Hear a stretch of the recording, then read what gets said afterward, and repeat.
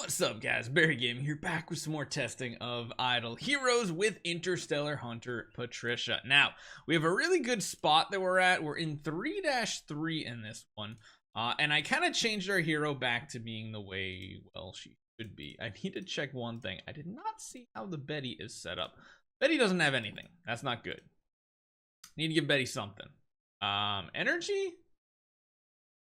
Probably the best bet. Don't even have her V4, so see if she can even live, but that does give us a full 6 hero lineup at the least, which is nice to see. So yeah, let's set the heroes up, see what we can find here, see if this team can do anything. Synergies,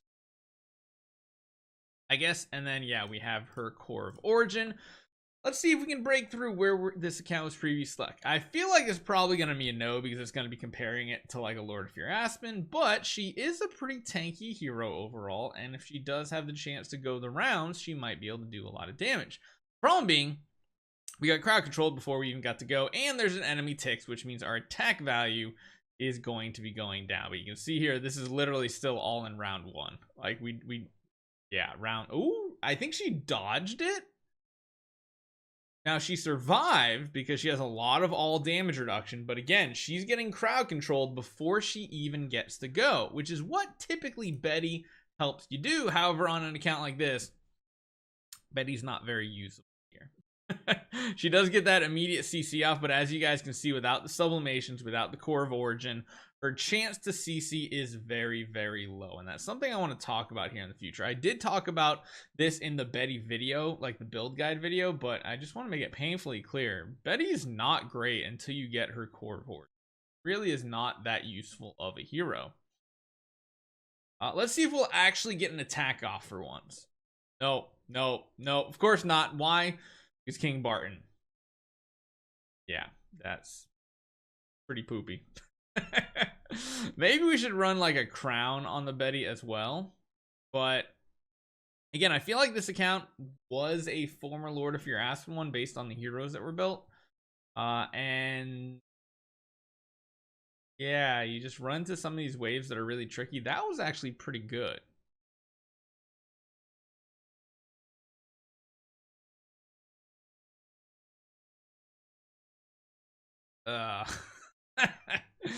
And that's the one issue with Void Campaign with this Interstellar Hunter Patricia, is the fact that she needs to go quite a few rounds for her damage to start building up, and if she doesn't get to go immediately, she's going to be almost non-existent in this battle. So as far as Void Campaign goes, not all that impressed. Now we do have the bosses to try, so we're going to jump into this. We don't have any real power whatsoever in this one either, but it's worth a shot. We don't have a full team because you can't throw a puppet in because it has to be a soul awakened hero. Again, I'm not expecting this hero to be any good as far as boss damage in the scenario that we're in, because boss damage ramps up very, very quickly. The fact that we're taunted isn't a big deal. The fact that she has random targets kind of is a big deal, because you really need to get the boss down by like round 6 at the latest. Otherwise, the amount of damage he does, it goes crazy. However, in this one, having our allies die off isn't the worst thing, because of course the reflect damage, counterattack damage, whatever it is, can be significant. And the more we keep those little guys controlled, it's kind of bad, just because we want them to hit us and we want to get blocks to get shields. However, this is looking kind of good. Surviving pretty decently. Getting stuns off, which I guess increases our survivability, sort of, kind of, maybe.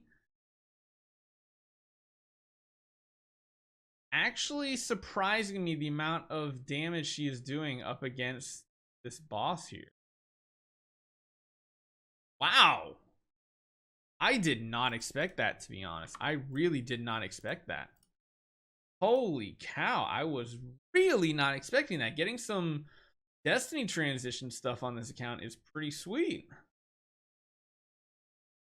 Probably should wear or like use a block node instead of the damage reduction node on her imprints, just so that she can get some shielding. But let's see how she does basically solo. She has chances to dodge the big damaging attacks, so that's really a big positive for her. And again, as the time goes on, her damage is just going to keep ramping up with all these targeted hits and chase hits and everything. So many additional hits. Somehow our Phantom Defier Elena was still alive too. And it almost is like she doesn't even need Balance Strike because she has so many ways to heal. That reflect damage was kind of brutal though. We did that boss. We'll see how that went. Let's go over to the second boss and stick with the same type of setup here and see how this works out.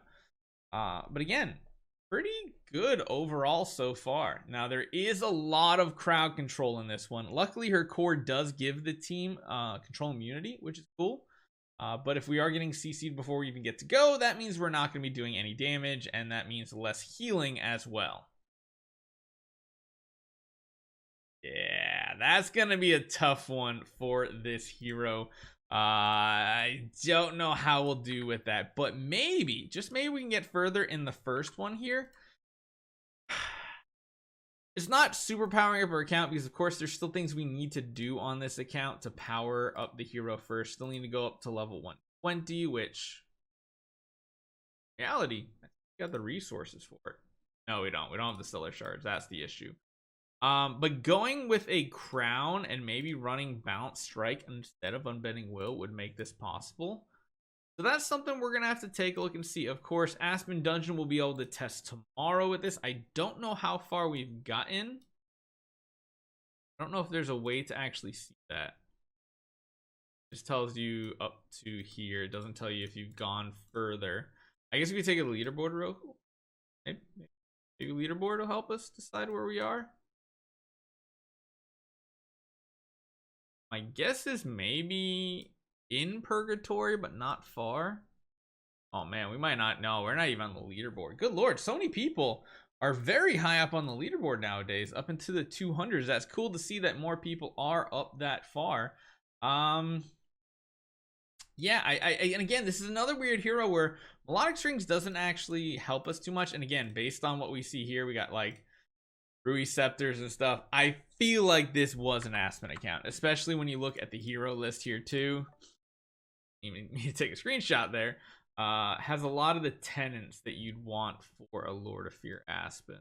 I don't see an Aspen sitting around, so I don't really know. But that is our test on the Void campaign. Again, the crowd control is the biggest issue. The only thing I could consider doing is maybe moving away from like the crit damage and running control immunity. 35% extra control immunity might be a boost considering she has 0 natively. So we'll have to see, but we will do more testing on her. As far as the Void invasion bosses go, boss 1 actually not too bad. Hope you guys enjoy this one. I'll see you guys next time.